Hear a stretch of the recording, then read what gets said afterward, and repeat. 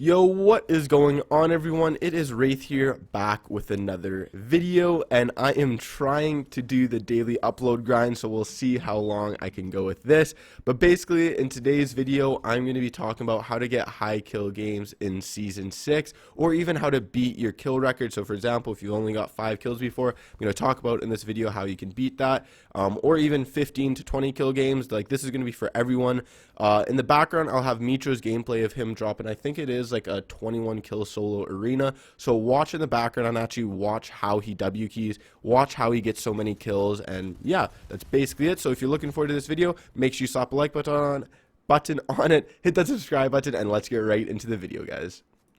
So for the first thing you're going to need to do to kind of plan out how you're going to play, how aggressive you're going to play, etc., is you're going to need to figure out what a high kill game is to you. So for different people, it might mean different things. For some people, it might mean 3 kills, some 5 kills, some 10 kills, some 20 kills, and it goes on, right? It all kind of depends as a type of player you are. For me, I would say a high kill game would be like 15-ish, give or take, but it obviously all kind of depends on your skill level, how many kills you've gotten before, etc. So basically, once you figure out what a high kill game is to you, then you can kind of figure out your game plan, and then that way you always know how aggressive you need to be. So for example, you know how much time you have to loot, how much time you have to farm, or if you just need to push everyone the entire game because you're behind, or whatever the case is. So for example, let's say a high kill game for you is 10 kills, right? Which is pretty solid, can't go wrong with 10 kills, or anything over. If you get more, great. If not, whatever. So basically, you have more time to farm and loot, because if you can get 2 to 3 kills off spawn by basically landing a specific POI, which I'll talk about in a bit, that means you only need to get like 4 to 5 kills mid game, which isn't too bad, and then like 3 to 4 kills end game. So then you roughly will have around 9, 10, 11-ish kills. So then you can have a little bit more time to farm, to loot, depending on how you're doing. So for example, like I said, if you're going for 10 kills, basically stick to, I'm going to try and get 2 to 3 kills off spawn, then 4 to 5 kills mid game, and then 3 to 4 kills end game.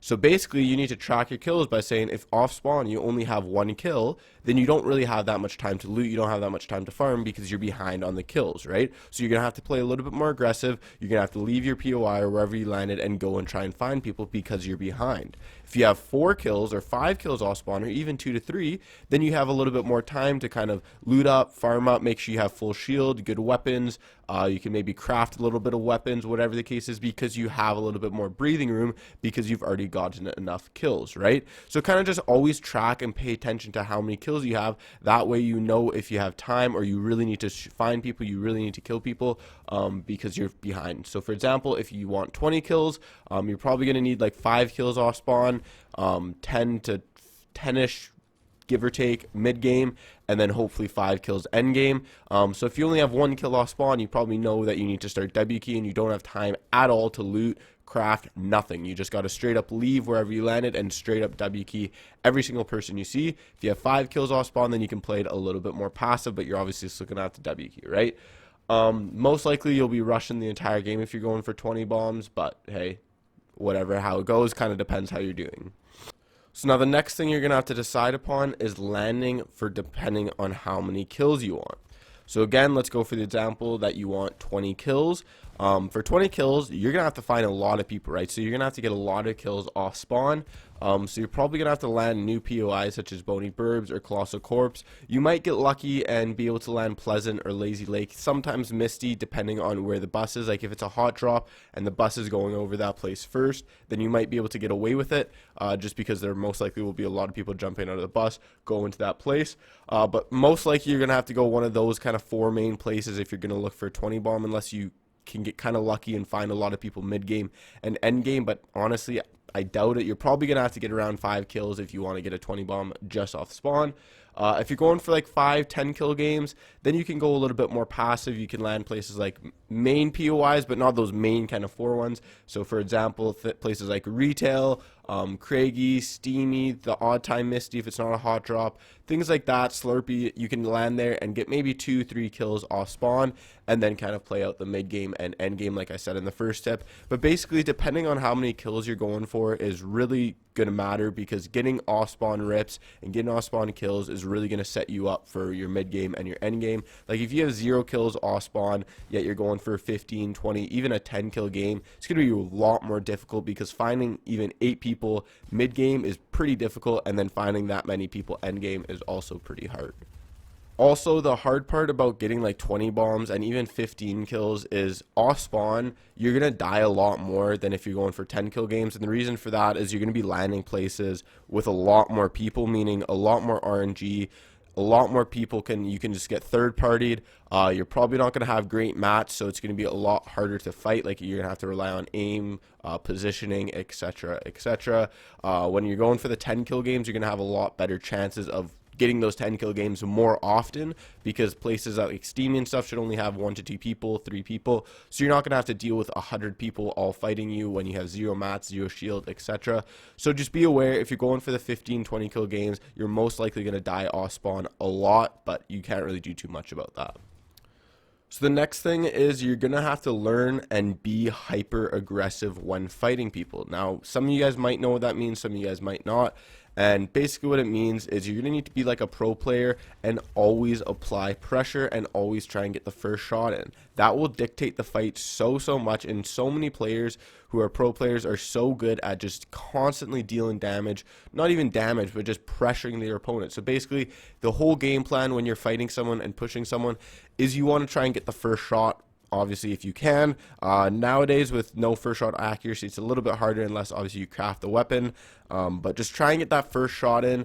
If you can get like 100 damage, perfect. That's great. If you can only get 1 shot in, whatever. If you can't, how it goes. But just try and get that first damage in. And then once you get that damage, if they're trying to heal or they're trying to build up, you always got to apply pressure. Like pros are so good at this, where they're never not applying their AR, shooting at their walls, or their SMG shooting at their walls, or they're pickaxing their walls, pickaxing their cone on their box, or just shooting them down from height. No matter what their opponent are doing, they're always applying pressure to not give their opponent a second to breathe, a second to think, a second to heal. That way they're just going to mess up, they're going to screw up, and then you can just easily pick up a kill. Or hopefully if you build them on your, like with your AR, then they're not going to have time to heal, and you can just pick up an easy kill by taking their wall and shotgun them to the face. But basically, yeah, always applying pressure, because if you're going for high kill games, you're gonna have to finish fights really quickly. You're not gonna have time to be dealing with one player for 3 minutes, because he's gonna box up and then build away and then heal and then box up again, and then you're gonna shoot him and then he's gonna heal and leave, blah blah blah, right? You can't do that. You're gonna have to be hyper aggressive. You're gonna have to end the fights as quickly as possible every single fight you get into, because the more time you have, the more time you have to find players, the more time you have to get as many kills as possible. But trust me, playing hyper aggressive, learning how to play hyper aggressive is going to be so important. I can make a video if you guys want a little bit more in detail on how to play more aggressive. I've made one in the past, but I can kind of make an updated one. But let me know down in the comments, and yeah, trust me, play hyper aggressive. It'll help you so much. So now this next tip is one if you're struggling on playing aggressive, or you're struggling on W keying, because trust me, it is a little bit hard. Like, it's hard to get used to. It's hard to learn how to W key efficiently and effectively. And there's a couple ways you can kind of improve on it and get better at it. And the best ways, in my opinion, there's like kind of 3 solid ways. Would be, one is be a little bit better in fighting and learn a little bit more about fighting and how to fight efficiently. Best way you can do that is, one would be watch pro players, watch Benji Fishy, watch Clicks, watch even Unknown, watch W keyers, see how they push people, see how they get those 20 kill games, where do they rotate to find these people, how do they W key, how do they play hyper aggressive. Watch them and learn from them. The next would be applying it in game. So go into creative, go into zone wars, go into box fighting, and try and be aggressive. Try and always apply pressure.